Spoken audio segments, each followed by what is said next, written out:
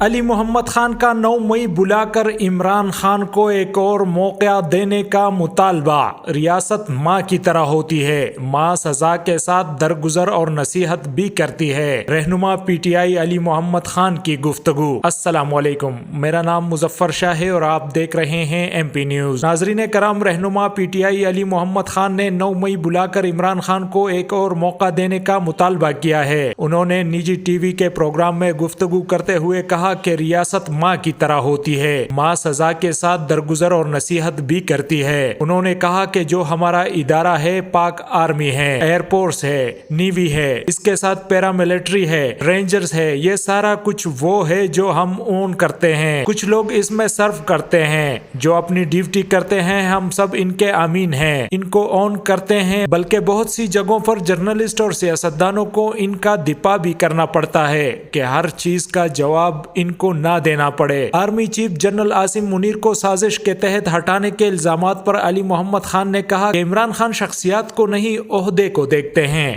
عہدہ ہمارے لیے قابل احترام ہے، بہت سے لوگ آتے ہیں، بہت سے چلے جاتے ہیں، منظم طریقے سے ایسا کچھ نہیں تھا، اگر ایسا کچھ ہوتا تو ہمیں ادراک ہو جاتا۔ فاروق حبیب کے الزامات پر انہوں نے کہا کہ یہ تو وقت ظاہر کرے گا کہ ان پر کتنا دباؤ تھا۔ جو چیزیں انہوں نے بیان کی ان میں سے کچھ 9 مئی سے پہلے کی بھی تھیں، تو سوال یہ اٹھتا ہے اس وقت اور اتنا عرصہ خاموش کیوں رہے؟ ذہن سازی کے سوال پر انہوں نے کہا کہ عمران خان نے ذہن سازی کی ہے، بالکل کی ہے، پاکستان زندہ باد پر کی ہے، مٹی سے محبت کی ذہن سازی کی، پاک فوج زندہ باد کی ذہن سازی کی، حرمت رسول صلی اللہ علیہ وسلم کی ذہن سازی کی ہے، ختم نبوت کی ذہن سازی کی ہے، انہوں نے اکاؤنٹیبلٹی کی ذہن سازی کی ہے، حقیقی آزادی کی ذہن سازی کی ہے۔ ایک سوال کے جواب میں ان کا کہنا تھا کہ عمران خان نے سائپر کو پبلک کبھی نہیں کیا، بلکہ ہم کیبنٹ ممبرز بھی اس کو نہیں پڑھ سکے، اس کی سمری ڈی کلاسیفائی ہوئی تھی۔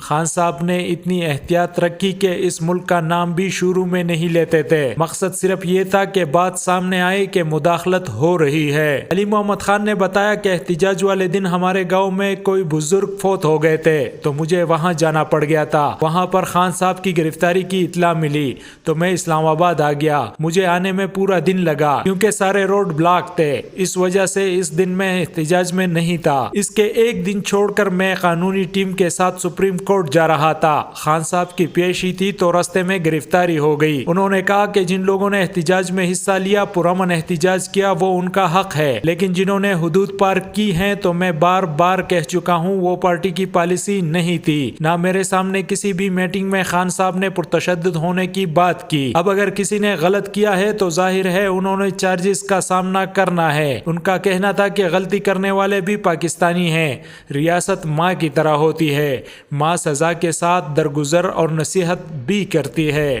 بہت شکریہ۔ مزید خبروں اور اپڈیٹس کے لیے دیکھتے رہیے ایم پی نیوز۔